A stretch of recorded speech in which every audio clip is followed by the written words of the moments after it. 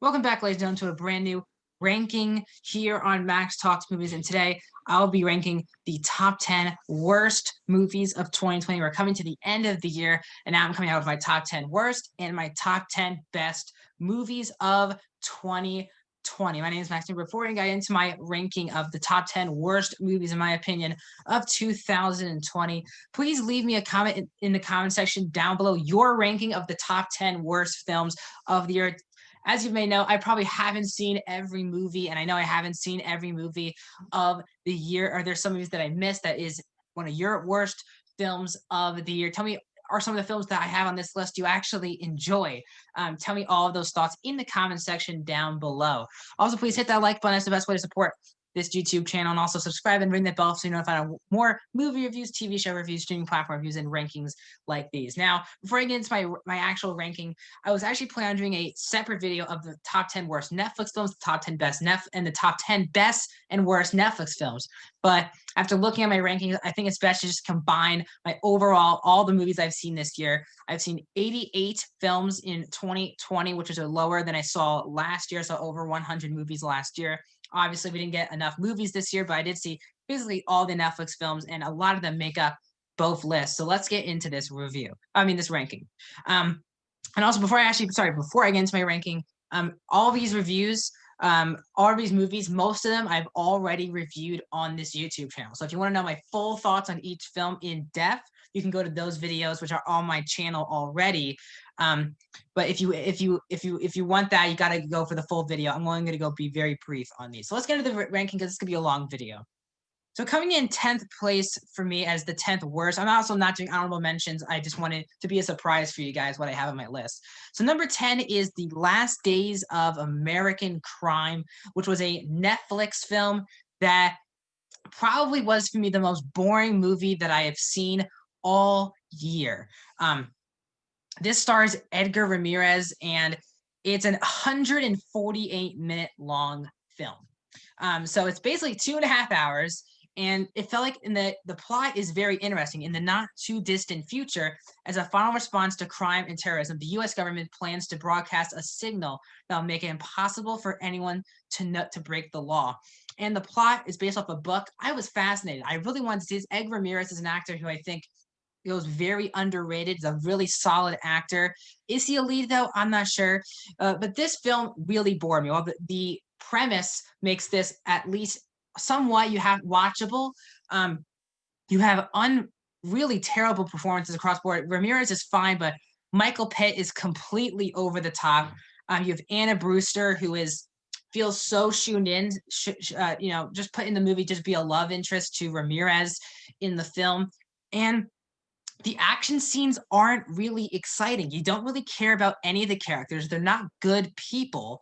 Because they're literally just breaking the law the entire film for no apparent reason.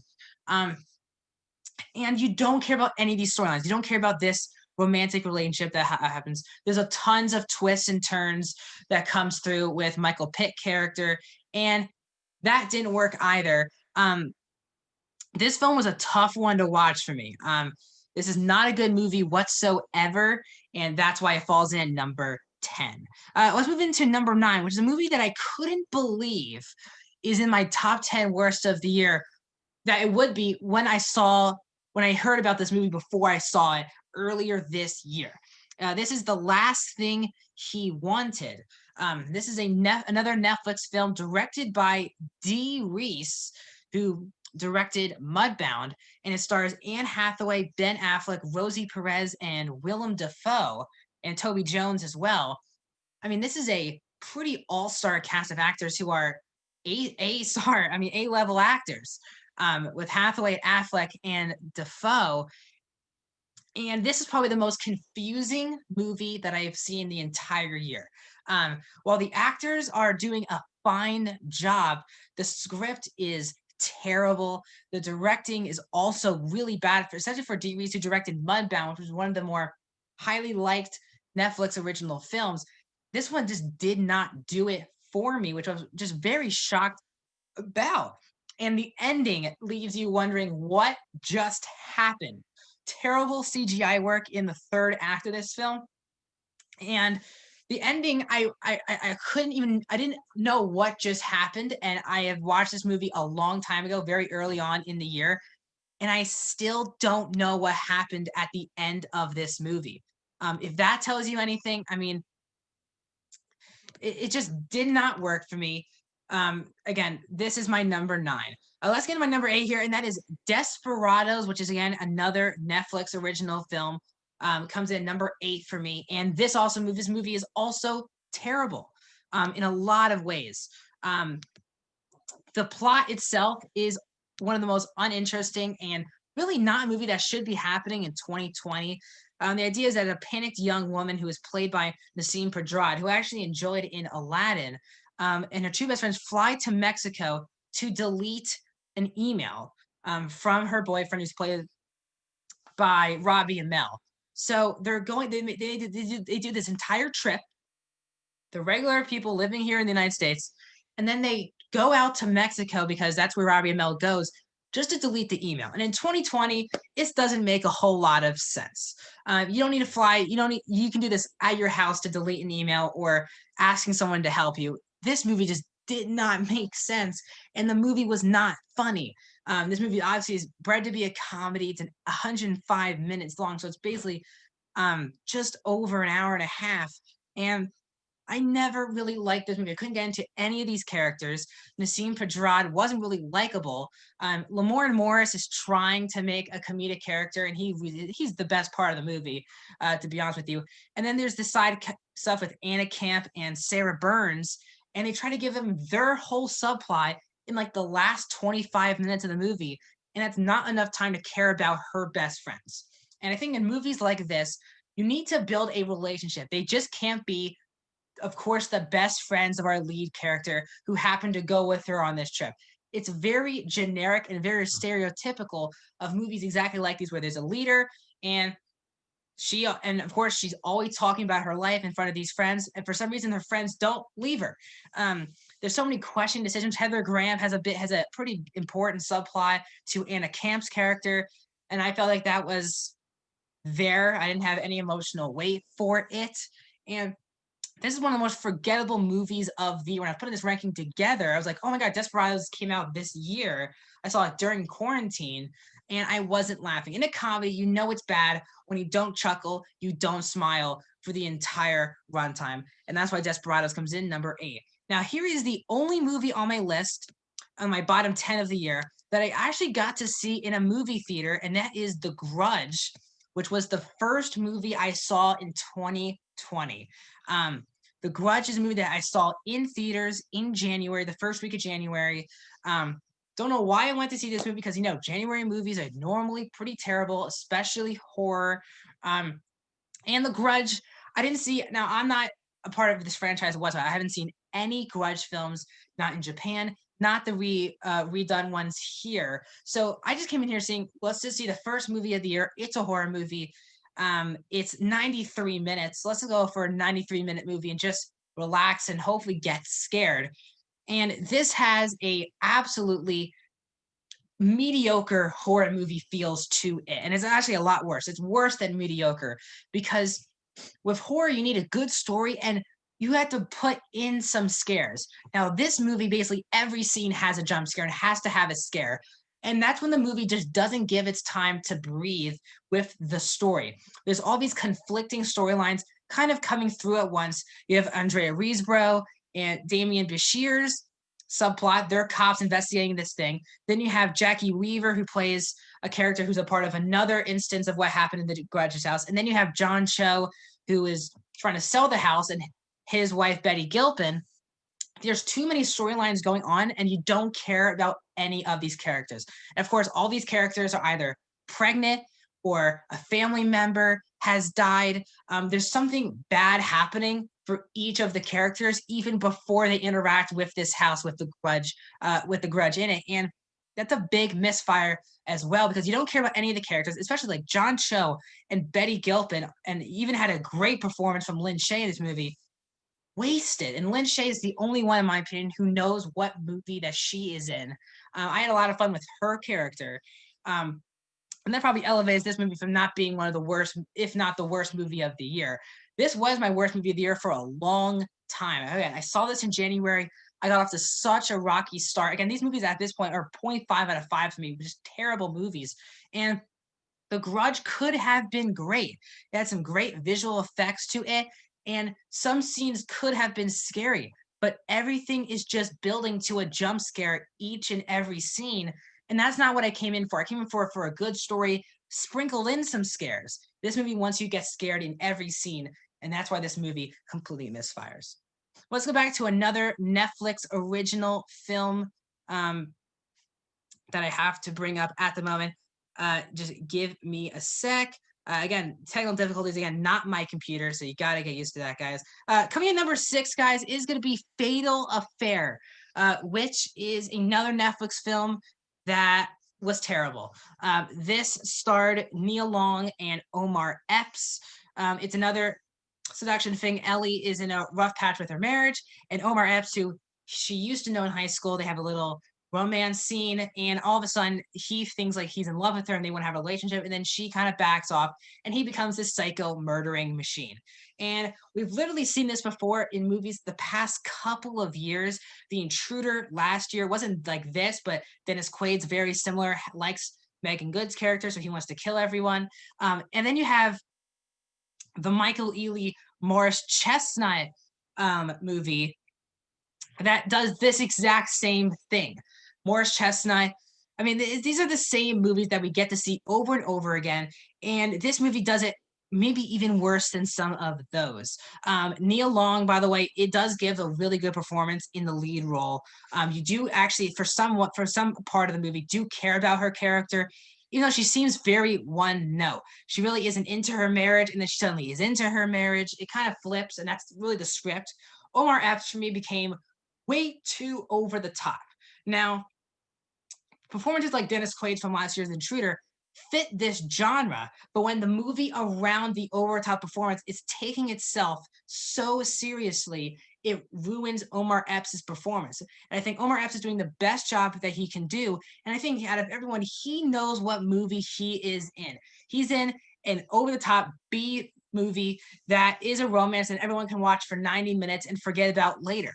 But except Omar Epps is being this over the top while the rest of the movie is taking itself so seriously. Like the story is this interesting, like you've never seen this type of story before. And that's where the movie completely falls apart for me.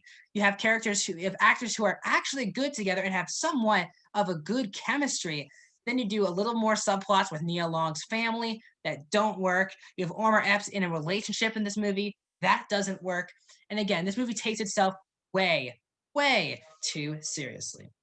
Now let's talk about, in my opinion, the most forgettable movie that I saw this year, and that was on Netflix. I couldn't believe it was on Netflix, and that is John Henry. Yes, another John Henry movie.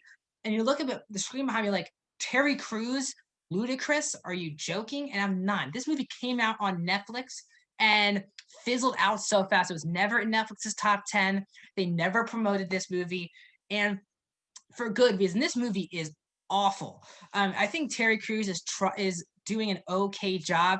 His voice and the mannerisms are pretty terrible, and that could go with the script, or that's really a mix of the script and Terry Crews. Ludacris plays the villain, and you can kind of see everything happening. I mean, he's barely in the movie, and they heavily promote Ludacris, but he's barely in the movie. His CGI face-like thing that's on his side of his face is terrible.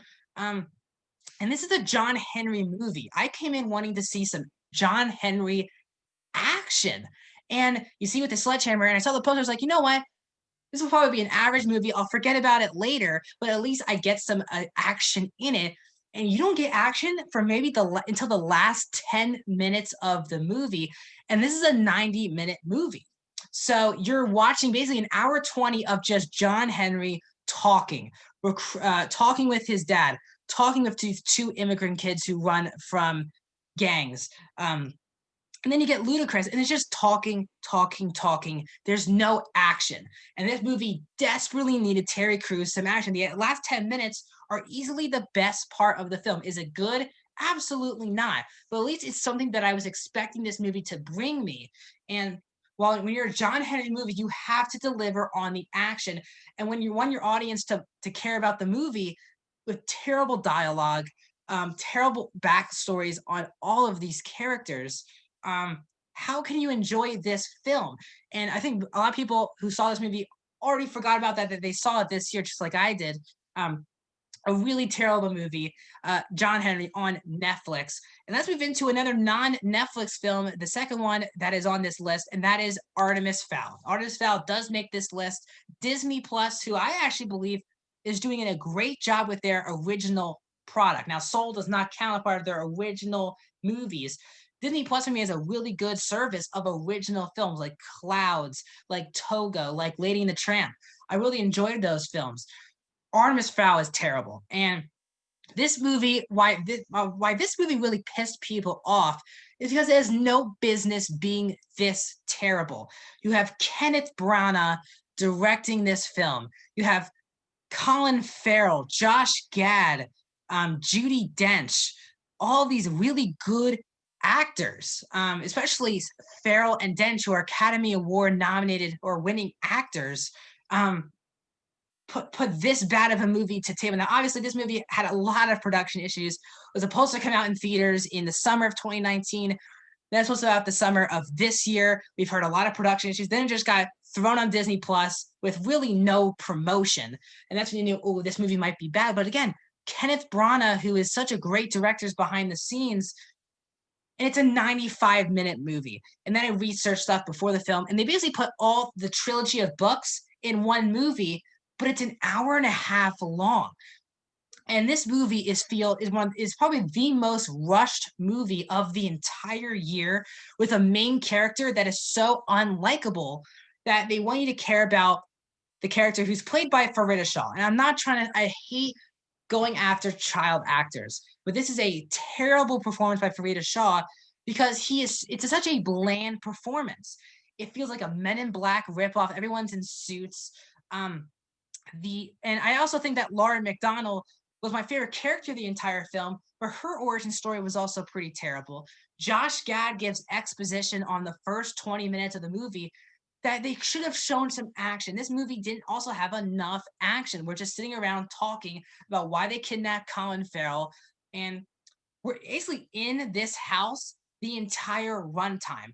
It feels like a play, but it's not a play. It's based off a trilogy of a fantasy sci-fi book. What went wrong with that? The script is terrible. The acting from our lead character is terrible. Farida Shaw gets one scene with Colin Farrell, and then Colin Farrell gets captured the rest of the movie.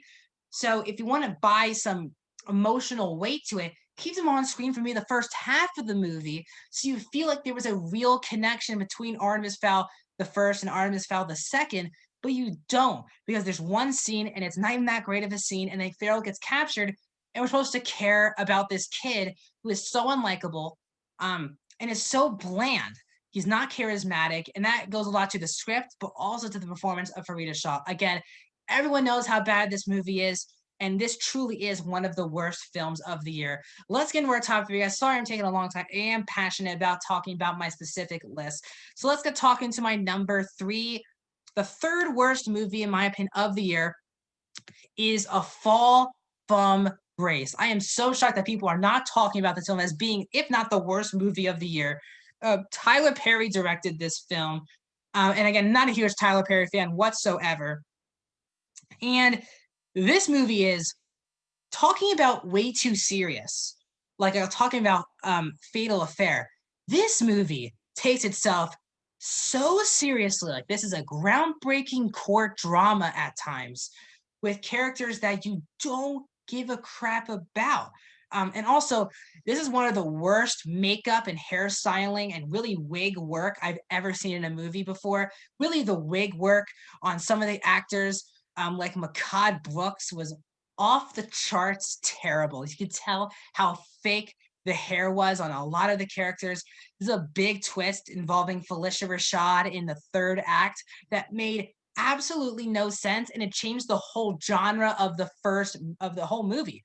Now, this movie is an hour and 20 minutes. This is a 2-hour long film, and the whole movie feels like it's a court drama. Is it taking itself too seriously? Yes. Tyler Perry's in this movie. He's also pretty terrible in the movie. And then I felt like the last 10 minutes, it becomes like a sci-fi movie. What was going on here? There are so many tones mixed. There's at points some comedy as well, and then there were super dramatic moments with Grace's character, but you don't get enough time because you're just going back and forth between Grace in the present and Grace in the past. And there's also other character played by Brescia Webb, who plays Jasmine. There's just way too much going on. And then the movie wants to say, actually, we're actually a sci-fi film with Felicia Rashad's storyline. And I was like, I'm done. That was the cherry on top of making this a really bad movie. Netflix does deliver these types of movies, and that's the sad part. A lot of these movies are Netflix, and I do love a lot of Netflix films that you'll see in my top 10 list, but some of these are pretty terrible. Let's move into our second worst film of the year, and this was my worst film for a long time this year. For about a couple months, this was my worst film of the year, and that was Dangerous Lies. Now, I heard a lot of people defend this film because they're big Camila Mendes fans from Riverdale. I'm sorry, I can't do that with this movie. This movie is so terrible. It's about after losing her waitressing job, Katie Franklin, who's played by Mendes, takes a job as a caretaker to a wealthy elderly man who was actually played by Elliot Gould. The two grow close, and then when he dies, he names Katie the sole heir of this house, and her husband are pulled into a complex web of lies, deception, and question if everyone's motives, even the people she loves. And Mendes actually is good in the movie. She is really not the issue. And I said that in my review on this YouTube channel. She really isn't the issue with the film. It's everyone around her. And there's some good actors. You have Jesse T. Usher and really Jamie Chung, who I saw really perform well in Lovecraft Country. Not good here. And this movie wants you to think it's basically a twist movie. It wants you to, it's like a murder mystery. Who actually murdered Elliot Gould, or who actually gave Katie the rights to this house? Because there's something valuable in the house that someone's trying to go after. The villains. I mean, these are the most cartoonish villains of the entire year. I hate being this, but it's very cartoonish villains. Jamie Chung has a huge twist. You saw that coming a mile away. Every twist you can see coming a mile away. And then the movie just ends with no consequences from the whole movie. We go to the ending and you're watching the ending, Camille Mendes doing something, and you're like, so nothing really happened in this movie. That's what I kind of thought. There were some emotional gun punches that fell so flat, and a marriage between Usher and Mendes that I couldn't believe they didn't get enough screen time. It gets to maybe the first 10 minutes, which is fine. It was a good first 10 minutes. And then they kind of forget about that they're married. Jesse T. Usher has a completely 180 character arc, character motivation from the first half of the film to the second half of the film that doesn't have any explanation to it. He just starts acting weird out of nowhere. And you really think he's the murderer, even though he's, spoiler alert, he's not. It really doesn't help the marriage at all. It doesn't have Camille Mendes' performance at all. This is another terrible movie, and easily coming in, guys, as the worst movie of the year. Some of you guys love this franchise. I am so far from loving this franchise. I absolutely cannot stand the Kissing Booth franchise here. The first film was my least favorite film of 2018, and the sequel, in my opinion, is even worse than the 2018 film, which makes this the worst film of 2020. Kissing Booth 2, everything went wrong here. Now, the first film at least has some charming enough, even though I didn't like the movie at all, it had charming enough characters like Jacob Elordi, Courtney, and Belle all did fine in their roles, and they weren't the issue with the film, in my opinion. Now, it was also an hour and like 40 minutes. This sequel is over 2 hours long. It's like 2 hours and 10 minutes. Why? There were so many points in the movie, like 3 or 4 instances where I thought the movie was over, and it wasn't over. And then the idea of, now again, it's called Kissing Booth, right?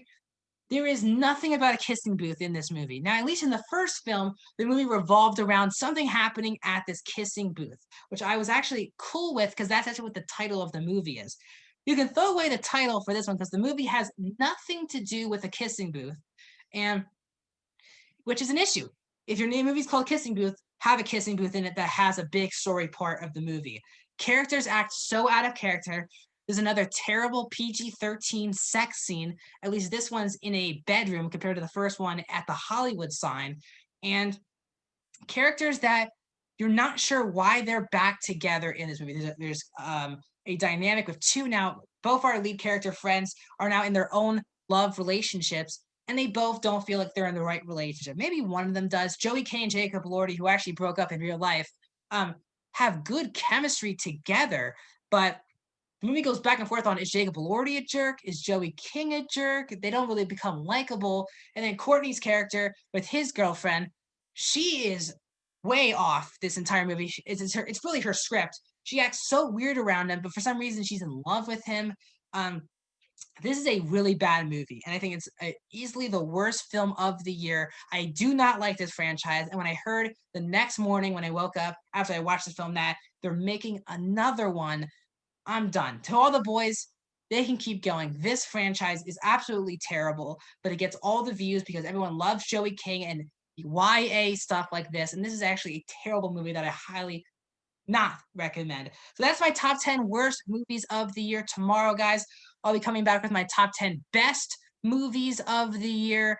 And we're about to be done 2020. So, and also tomorrow I'll be doing my His Dark Materials season 2 review, and on a Wednesday I'll be giving you my season 1 review of A Teacher, which is wrapping up on Tuesday. So I do have a lot more videos, but tomorrow will be His Dark Materials review and top 10 best movies of the year. Thank you guys so much for joining me. I'll see you guys in the next one.